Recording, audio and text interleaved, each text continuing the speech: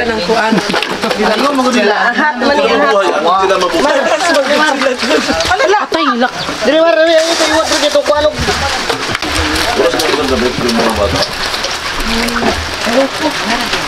Yun na nakadakot eh. Asa? Ay na nakadakot. Madayon naman na. Dili, kaparang gagawin na kuan.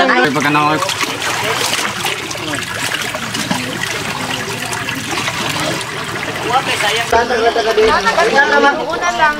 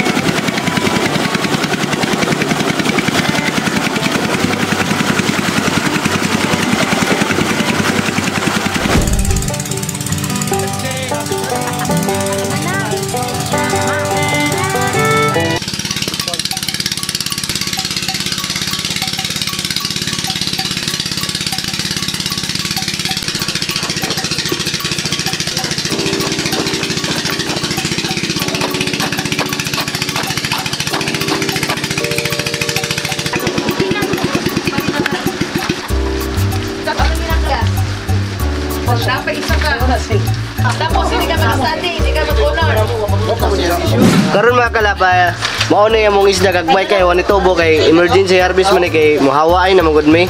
Nya dili naman may pwede pa extend og abang kasi ambot nga no.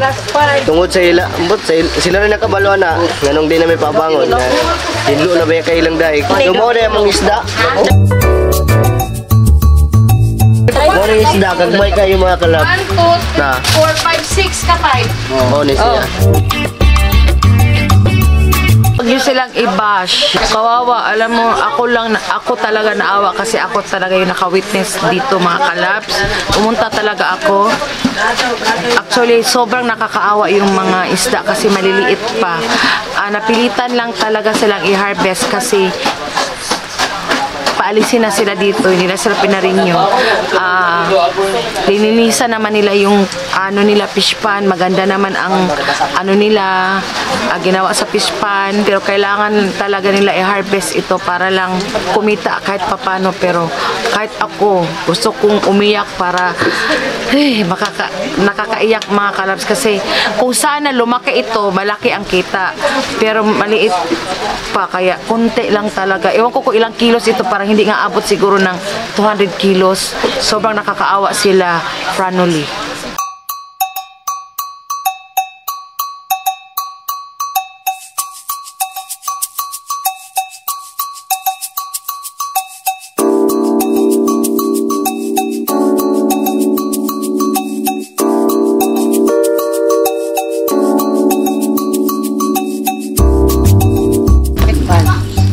Michael kadang waray media ang kinema mahal na siya kanina mo nang kanaro mahal.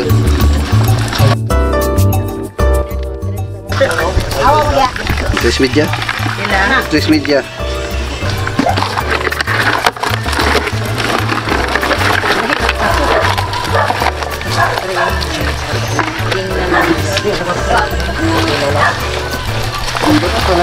Ha? 4 ang kilo.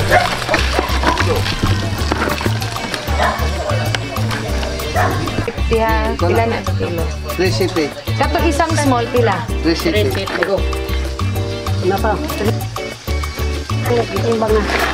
Katong mga gagmay France, Asa ma'am? kanang na yun. Sige. 100 na lang ma'am. Oh, nalang po ito.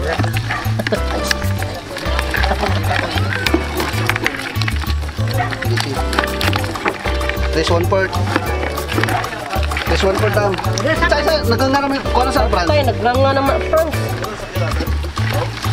Tapos sa atin eh. Tina. Pero nangaluag man eh. Hindi siya. Okay na. Ang mga dagko.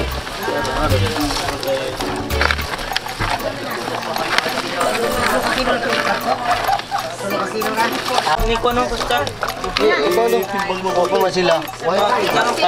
Nanganan no. Wala na. Ang waran sa pangalan. Damage man eh.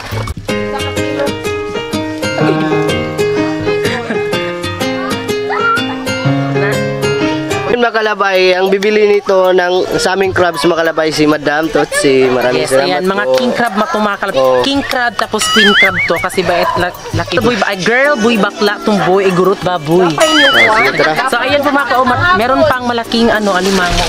Mas makalab. So ayan po mga kalab. Walang Laki-laki. nawawala po yung isang kamay niya. Go. Huwag mo rin na. Huwag may. Tarog.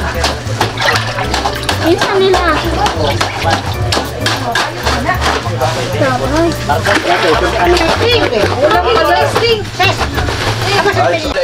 So ito po si Tiboy Lolo po, mga Yes. kalab. Meron po siyang Please YouTube channel. subscribe by Subscribe po sa kanyang YouTube channel mga kalab. Siyempre, panoorin niyo po din yung kanyang mga kalab, yung vlog niya na para siyang chipmunks doon. Salamat mga kalab. Thank you. Supportahan po natin yung ating mga small vlogger mga kalab. Kate, meron din po siyang Hello mga kalab, sana po subscribe niyo po ako sa aking YouTube channel, Kate Beck po ang YouTube channel ko mga kalab. Yes, mga kalab, may YouTube channel po ako. Subscribe niyo po ako. Hindi pa po ako na-monetize. Pero malapit na. O nga naman mga baruto, naraw na kinilaw na ay kuha, pamerienda na mo. Tag-5 na. Free merienda mga kalab, galing kay Madam Tutsi at kay Sir Joel Consulta. Ayan. Para sa ating mga nagtatrabaho mga kalab. So thank you ma'am. Ayun.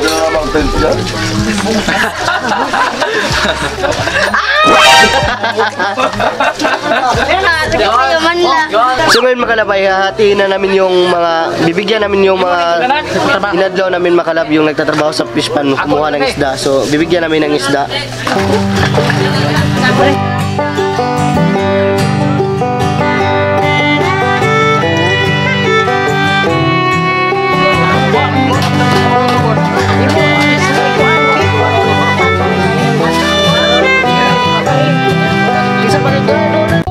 Bilisan nyo ba? Nag-harvest ako na lang magbayad sa imong nag-harvest. Kaya pinara imong na. Wow, thank you ma'am. Sila ka Thank you ma'am. Happy New Year! Salamat, Madam Totsi. Salamat kayo ni ma'am ha. Sir, salamat kayo sir. Ayun makalab, maraming salamat dahil sinagot ni madam yung pagbibigay namin ng suhol sa kanila yung sa trabaho namin sa mga libur ay sa nagkukuha ng isda makalab, imbes kami mubayad, si ma'am na lang mubayad. Salamat kayo. Sila doon ni Sirok ni ma'am. Oo, mga kalabs, kay gamay ka ilang halin. Wala din sila kabawi sa ilahang kapital.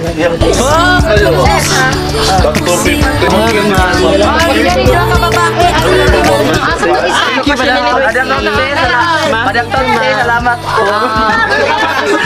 Ay, darating linya din. Agang pamasko.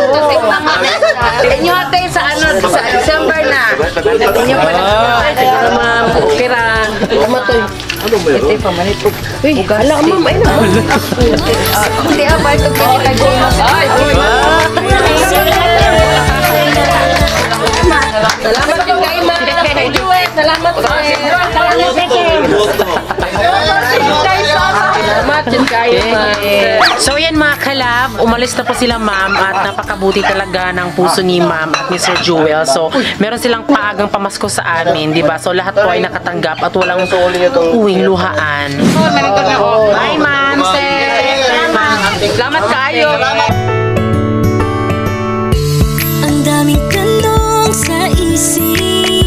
you po sa inyo po sa nag-support sa amin. Maraming salamat po sa inyo. Oo nga, noon hanggang ngayon ay andyan pa rin kayo, hindi nyo kami iniiwan. Nafe-feel talaga namin yung aming mga kalab fans ay hindi talaga binabase yung artista ka man or hindi.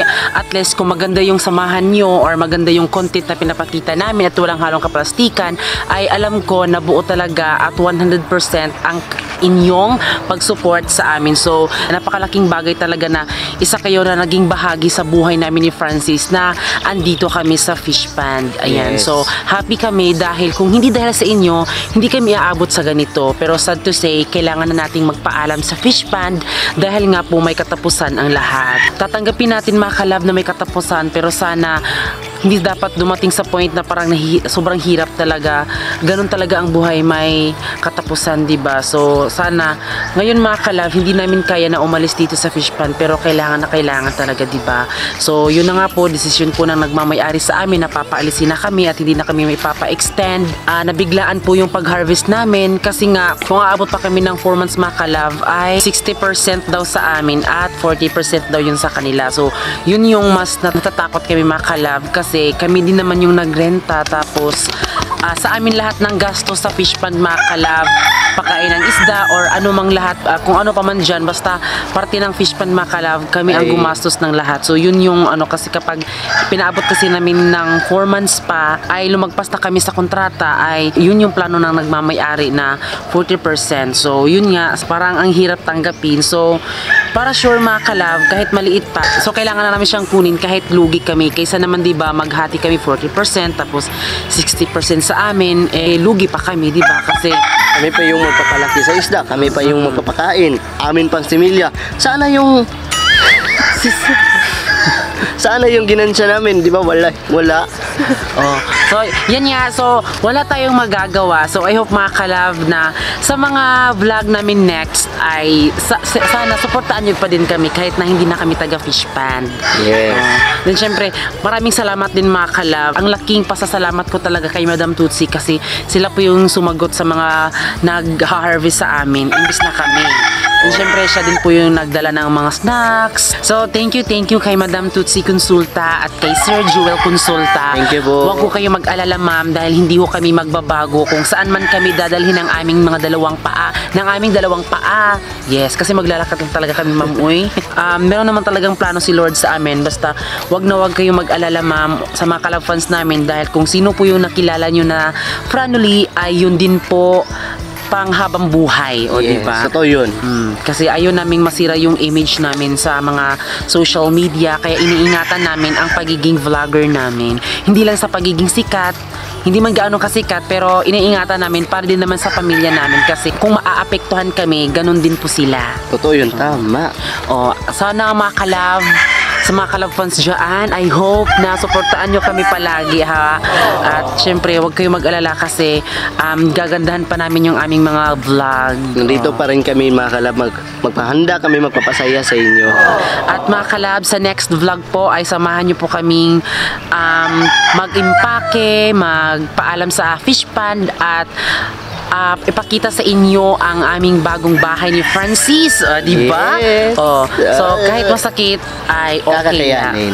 So yan mga kalab, maraming salamat po sa lahat ng nanood at din syempre bago kayo umalis, Please don't forget to subscribe our YouTube channel at kami ang Family Love Team. This is sabing dapat love lang. Tanda mo ba ang lamig na simoy ng hangin? Mundo may sinusubok ang katatagan natin. Hanggat may